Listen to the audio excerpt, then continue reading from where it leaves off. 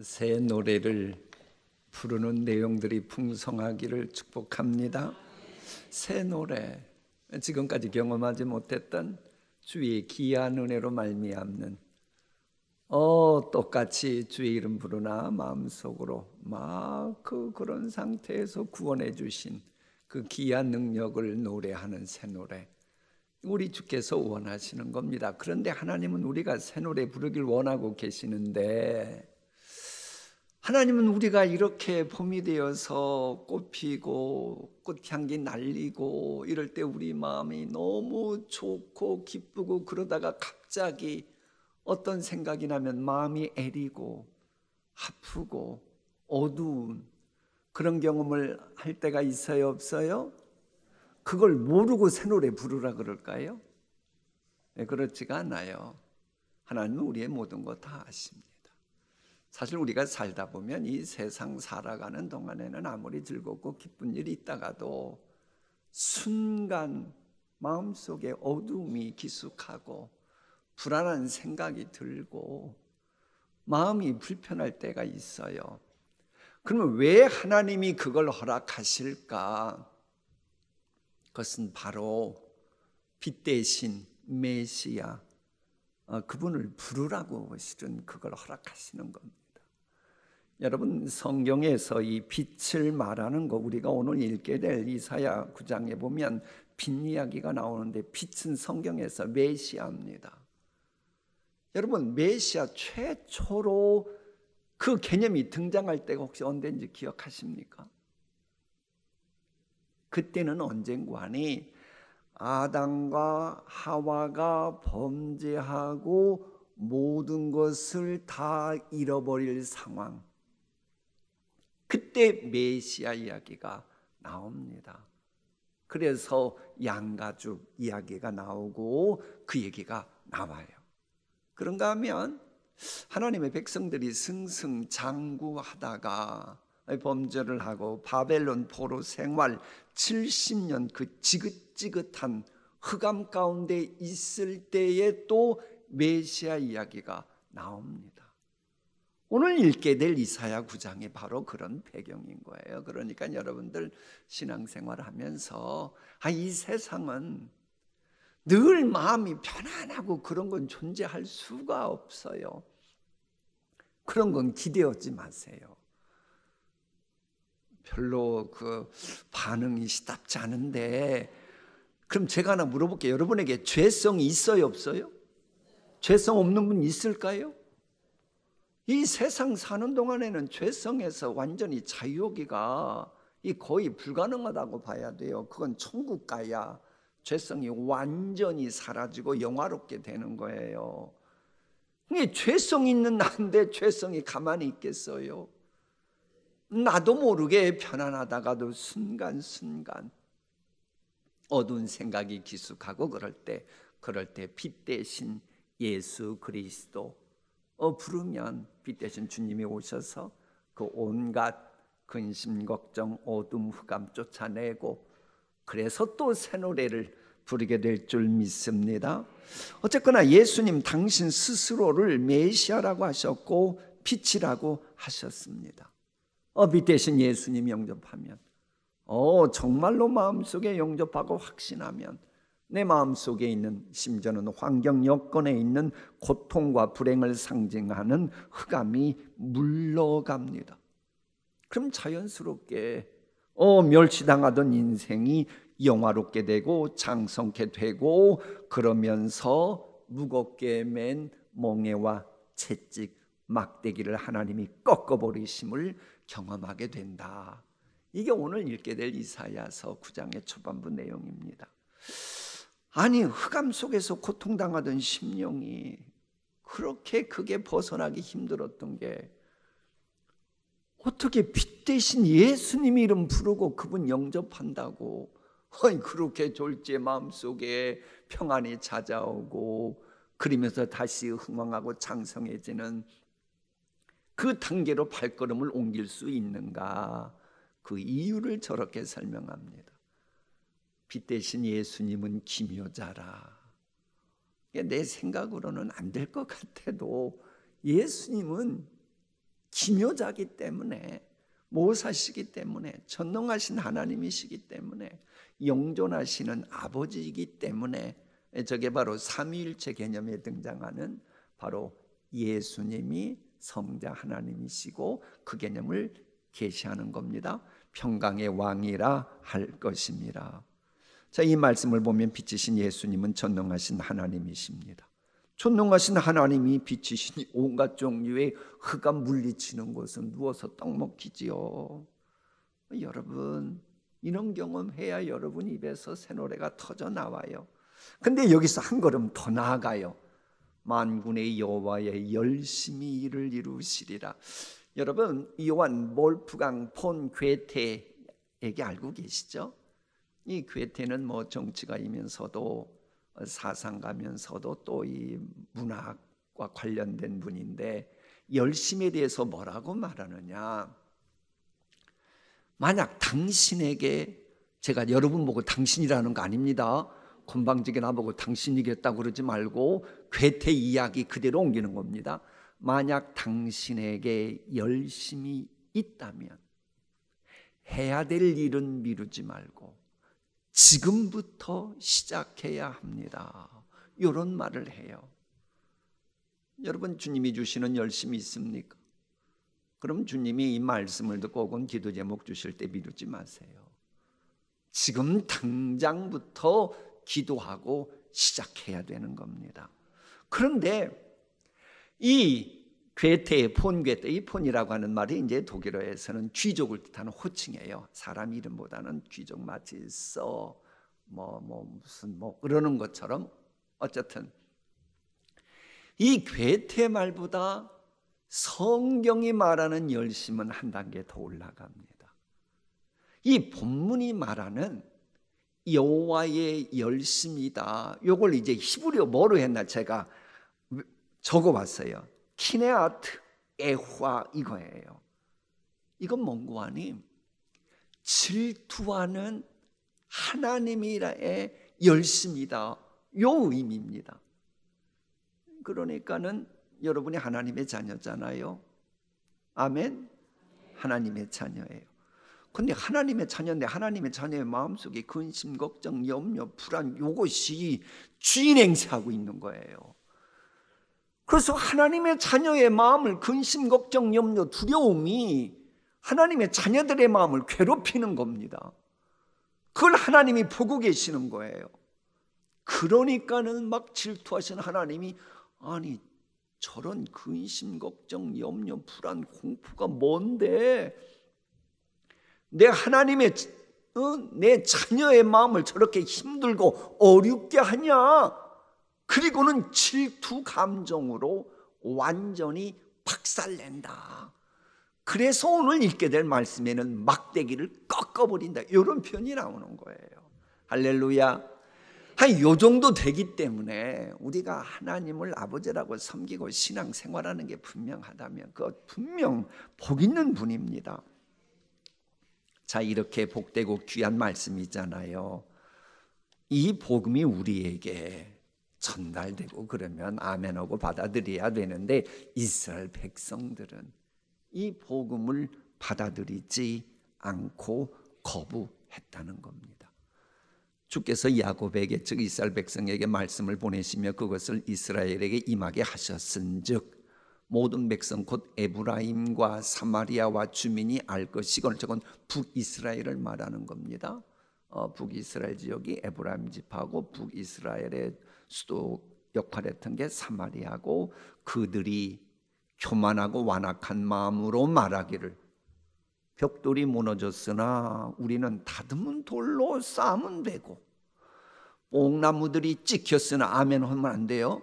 뽕나무들이 찍혔으나 우리는 백향목으로 그걸 대신하면 되지. 말은 대단해요. 아름다워 보이잖아요. 왜 아멘하지 말라 그랬냐 그러면 하나님의 마음을 막 박박 긁어놓는 말입니다. 하나님이 일껏 북이스라엘을 복되게 만드셨어요. 그런데 그것을 뭐라고 말하느냐? 그건 뽕나무 수준이고 벽돌 수준이고 하찮은 거라는 거예요. 뭐 그거 하나님이 막 아스로 보내서 완전히 박살내고 심판나셔.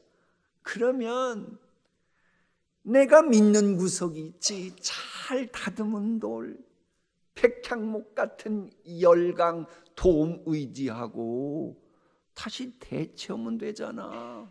그러면서 하나님의 말씀을 무시하는 거예요. 내게도 수가 있다. 나도 회복할 방법이 있다. 그리고는 하나님의 말씀을 무시하는 교만함과 완악함으로 대했다는 거예요.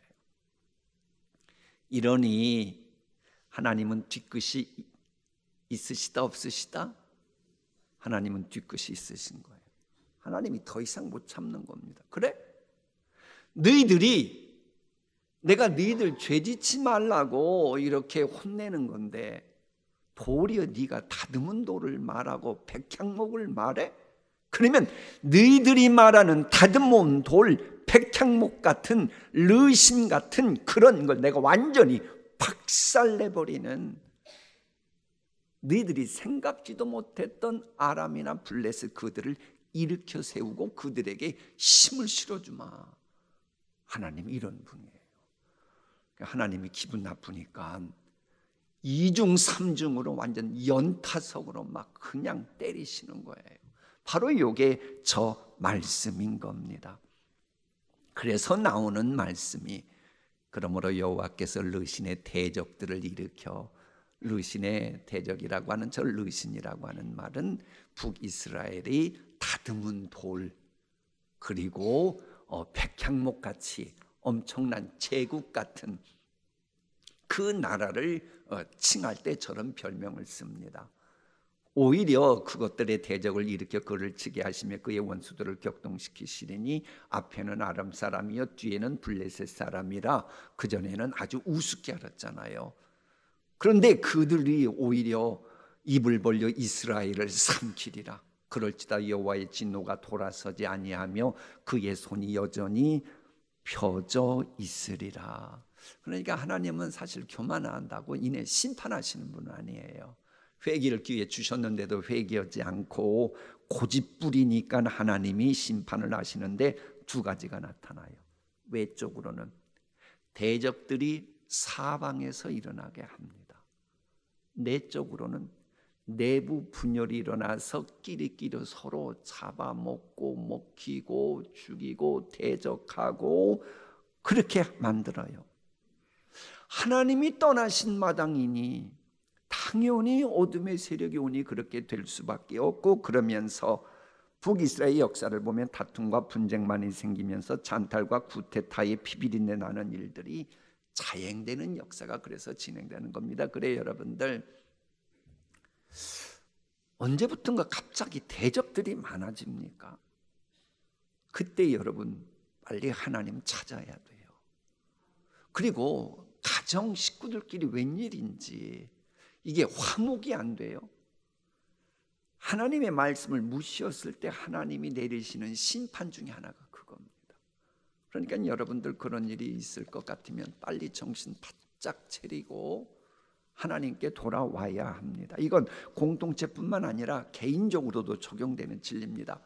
이건 제가 빨리빨리 그냥 읽을게요. 말씀을 멸시하는 자는 자기에게 배망을 이루고 계명을 두려워하는 자는 상을 받느니라.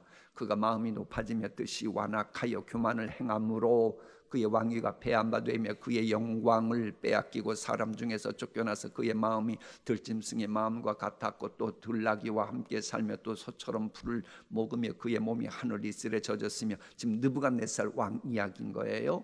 새로 입교한 자도 말지니 교만하여져서 마귀를 정죄하는 그 정죄에 빠질까 하며 또한 외인에게서도 선한 증거를 얻은 자라야 할지니 비방과 마귀의 올무에 빠질까 염려하라. 그러니까 하나님은 참 하나님 당신을 무시하고 하는 거 진짜 싫어해요. 여러분 하나님 무시하지 말고, 여러분 하나님 무시하는 분들이에요? 무시하지 않는 분들이에요? 왜 자신 있게 말씀을 못하세요? 하나님 말씀 무시하시지 않으니까 성경 2장이나 읽는 이렇게 말씀 들으러 왔잖아요. 그래서 저는 여러분 걱정은 안 해도 되겠지요? 자, 우리가 이사야 말씀 들을 때 또 놓치지 말아야 할 것이 하나 있어요. 지금 북이스라엘 심판 얘기하는데, 북이스라엘 심판 얘기하면서 지도자 이야기를 연이어서 이사야 10장은 시작합니다.